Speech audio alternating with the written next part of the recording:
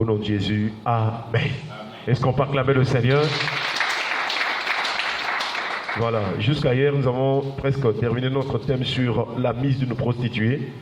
Et donc, nous sommes en train de voir quelques phrases, quelques passages dans ce merveilleux texte d'Apocalypse chapitre 17, versets 1 à 6. Et nous voyons, à partir du verset 1, il est écrit, « Puis un des 7 anges qui tenait les 7 coupes vint et il m'adressa la parole en disant, « Viens, je te montrerai le jugement de la grande prostituée qui est assise sur les grandes eaux. C'est avec elle que les rois de la terre se sont livrés à la débauche et c'est du vin de sa débauche que les habitants de la terre se sont délivrés. » Et la phrase qui suit, c'est là nous pouvons partager la parole ce matin. Et la Bible déclare que il me transporta en esprit dans un désert. Est-ce qu'on peut acclamer le Seigneur? Il me transporta en esprit dans un désert. Et nous savons que pendant que l'apôtre Jean est en train de vivre ces choses, ce n'est pas physiquement, mais c'est une vision. C'est une vision parce qu'il est dans l'île de Patmos. Et en ce moment-là, il avait entendu une voix qui parlait. Et il a voulu se retourner pour voir quelle est donc cette voix qui parlait comme le son d'une trompette. Alors c'est ainsi qu'il a vu la vision du Fils de l'homme. Donc il a vu Jésus au milieu des chandeliers. Et dans sa main droite, il tenait 7 étoiles. Et c'est à partir de ce moment-là que le Seigneur commença à lui parler. Et parmi les choses que le Seigneur lui parlait, il est en train d'expliquer que, en tout cas, Dieu pouvait lui transporter en esprit. Et nous voyons donc que transporter en esprit, c'est-à-dire conduire spirituellement. Transporter en esprit, ça veut dire diriger spirituellement. Nous avons rappelé que dans notre être, nous avons l'esprit, l'âme et le corps. Le corps nous permet d'être en contact avec le milieu extérieur, avec des amis, des connaissances, avec les frères et sœurs. Nous nous saluons, nous parlons extérieurement. Le corps nous permet d'être en contact avec les autres. L'âme est à l'intérieur de notre corps. Et l'âme, c'est donc notre domaine où nous pouvons prendre des décisions, nous pouvons avoir des émotions. Dans l'âme, c'est là où nous pouvons avoir la joie. Dans l'âme, c'est là où nous pouvons aussi manifester la colère, parce que c'est le siège des émotions et aussi des sentiments. C'est au niveau de notre cœur. Mais l'esprit, c'est la partie de Dieu en nous, parce que l'esprit, c'est le souffle. Et cette partie nous permet d'être en communion avec Dieu. Est-ce qu'on peut acclamer le Seigneur? C'est donc par l'esprit que nous sommes en communion avec Dieu. Et la majorité des choses, sinon la plupart des choses, on dirait tout ce que le Seigneur nous montre, les visions, les songes, se passent en esprit. Parce que Dieu est esprit, et donc c'est à travers l'esprit que nous voyons les choses spirituelles. Et aussi, Jean, il est en train de voir cette vision en esprit. C'est en esprit que le Seigneur le transporta. C'est en esprit que le Seigneur va lui conduire pour voir ce qui, chers frères et sœurs, ce qui se passe dans ce désert-là. Dieu voulait montrer à Jean vraiment cette vision, cette grande vision de l'envoûtement mondial, de l'envoûtement sur l'humanité. Voilà pourquoi le Seigneur l'a conduit dans les déserts. Nous aussi, si nous sommes sanctifiés, nous aussi, si nous sommes vraiment consacrés au Seigneur, si nous donnons tout notre cœur au Seigneur, si nous nous abstenons de la débauche, si nous nous éloignons du monde, si nous haïssons le monde, alors notre esprit sera disposé à écouter Dieu, à voir les choses de Dieu. Chers frères et sœurs, beaucoup de chrétiens, beaucoup d'hommes et de femmes n'ont plus de vision ni de songe, ou encore ne vivent plus les choses liées au ciel, ou les choses que Dieu montre aux saints, tout simplement parce que les gens sont dans le péché. Et le péché aveugle, le péché donne la force à l'ennemi de placer les ténèbres dans l'esprit. Mais nous prions ce matin que le Seigneur nous en délivre. Alléluia. En tant qu'enfants de Dieu, nous devons avoir des visions, nous devons avoir des songes. Et nous voyons Jean, le Seigneur, le transporta en esprit. Il est à lui faire voir quelque chose d'extraordinaire. Et nous voyons donc que la particularité de cette vision, c'est que Dieu le transporta en esprit dans un endroit précis, dans un lieu désert. Est-ce qu'on peut acclamer le Seigneur? Le désert de la Bible signifie beaucoup de choses. Mais à titre de définition, le désert, c'est un lieu où il n'y a pas d'habitation. Le désert, c'est un lieu où il n'y a pas de maisons, où il n'y a pas vraiment des gens qui y habitent. Et c'était un endroit aussi vraiment favorable pour expliquer ce qui pouvait se passer dans le monde. Parce que si Dieu le transportait dans un endroit où il y avait des habitations, c'est vrai, Dieu pouvait aussi expliquer les choses, mais la vision ne serait pas trop bien. Il n'allait pas comprendre vraiment cette vision. Il fallait que ce soit un lieu de désert, où il n'y a pas d'habitants, où il n'y a pas de gens. Alors Dieu peut lui faire voir ces choses qui se passent spirituellement et qui envoûtent tout le monde entier. Et là, dans le désert, il y a donc vraiment cette vision de la femme qui est assise sur une bête écarlate. Mais dans le désert, parce que tout simplement c'est un endroit favorable pour expliquer, favorable. Et dans la Bible, nous voyons à plusieurs reprises, Dieu utilise le désert. Dieu utilise le désert particulièrement pour parler à son peuple. Nous en avons aussi un texte de Osée chapitre 2, le verset 16. Osée chapitre 2, le verset 16, il est écrit: c'est pourquoi voici, je veux l'attirer et la conduire au désert, et je parlerai à son cœur. Est-ce qu'on peut acclamer le Seigneur? Ce texte aussi nous montre pourquoi Dieu pouvait transporter, Jésus pouvait transporter en esprit Jean pour qu'il aille voir dans le désert. Le désert, c'est un endroit où Dieu parle à notre cœur.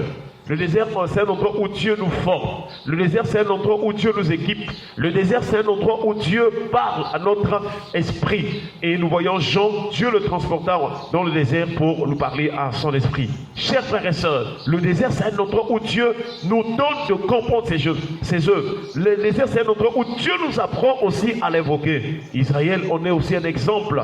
Dieu conduit Israël dans les déserts pour l'éprouver et pour apprendre à Israël de mettre en pratique, pour éprouver Israël, pour voir si Israël pouvait mettre en pratique la parole de Dieu. Le désert, c'est un endroit qui nous fait comprendre les visions de Dieu. Alléluia. Amen. Nous voyons que, chers frères et sœurs, de la même manière que Jean était transporté au désert, Dieu utilise le désert pour parler à notre cœur. Il parle à son peuple. Il y a des situations qui t'arrivent. Il y a des moments où Dieu permet que tu sois seul pour te parler. Alors il faut être disposé. Et c'est pourquoi nous devons doubler de vigilance dans la prière. Nous devons accentuer, j'allais dire, notre régime de prière, afin que notre esprit soit délivré des mauvaises œuvres, des œuvres mortes. À cause de ce que nous voyons, à cause de ce que nous entendons, à cause de ce qui nous entoure, chers frères et sœurs, notre esprit est comme voilé, est comme chargé de mauvaises choses. Ce que tu aimes voir, ce que tu aimes entendre, mais qui est lié au monde, vient comme pour obscurcir ton esprit. Voilà pourquoi il y a des choses que tu ne vois plus. Mais ce n'est pas bien qu'un enfant de passe du temps sans pourtant recevoir des visions et des songes. Chers frères et sœurs, le monde spirituel travaille tous les jours. Chers frères et sœurs, le monde spirituel, le monde des démons, le monde de Satan travaille nuit et jour. Il travaille pour pervertir. Il travaille pour lier les gens. Alors il faut être spirituel, il faut être disposé dans l'esprit. Il faut avoir l'esprit disposé à voir les choses spirituelles, afin que lorsque Dieu te montrera, tu sauras comment orienter la prière. Alléluia. Amen. Mais si tu ne vois rien, tu vas prier comment? Comment tu peux savoir que l'ennemi t'attaque de telle ou telle autre manière?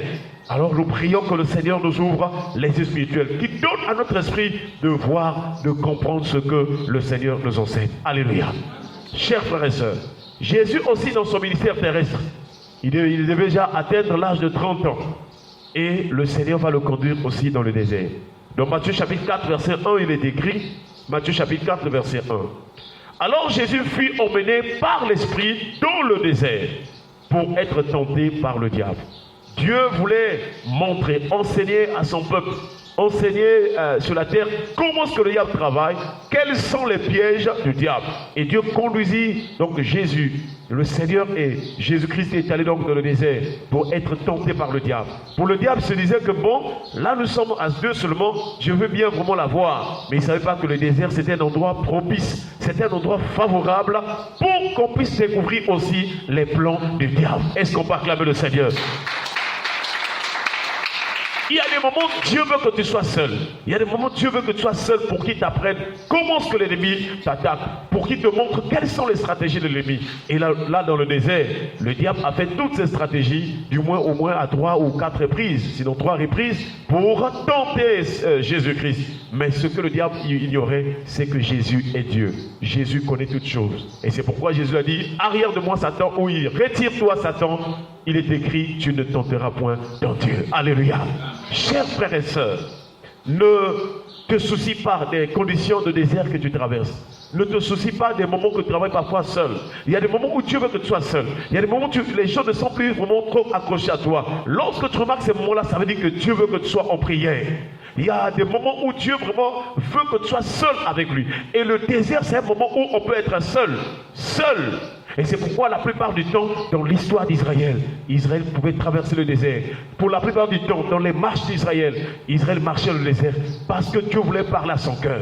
Le désert, c'est un endroit disponible, favorable pour que Dieu parle à notre cœur. Parce qu'en ce moment-là, il n'y a plus de distraction. Là où tu es dans le désert, il n'y a pas de distraction. Il n'y a pas des gens que tu vas voir qui vont te distraire. Il n'y a pas des bruits de toutes sortes de choses de ce monde. Dans le désert, c'est calme. Dans le désert, vraiment, je vous assure, c'est un moment où le Seigneur peut parler vraiment à notre cœur.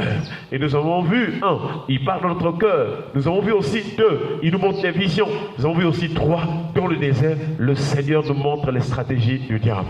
Dans le désert, le Seigneur nous apprend à voir comment est-ce que le diable peut nous tenter et comment que nous pouvons aussi le chasser. Alléluia. Et dans le désert, seul avec Dieu, nous pouvons aussi être dans la prière. Que Dieu nous aide à avoir toujours ces moments seuls avec Dieu. Moïse, on est un exemple. Il y a des moments où Moïse pouvait être vraiment avec tous les anciens d'Israël, d'abord avec le peuple, et aussi avec seulement les anciens d'Israël. Mais il y a des moments où Moïse pouvait être avec Aaron, Hur et Josué. Il y a des temps où Moïse était avec Josué. Et aussi, le dernier niveau de la consécration de la vie de prière de Moïse, c'est qu'il y a des moments où Moïse pouvait être seul dans la présence de Dieu. Alléluia.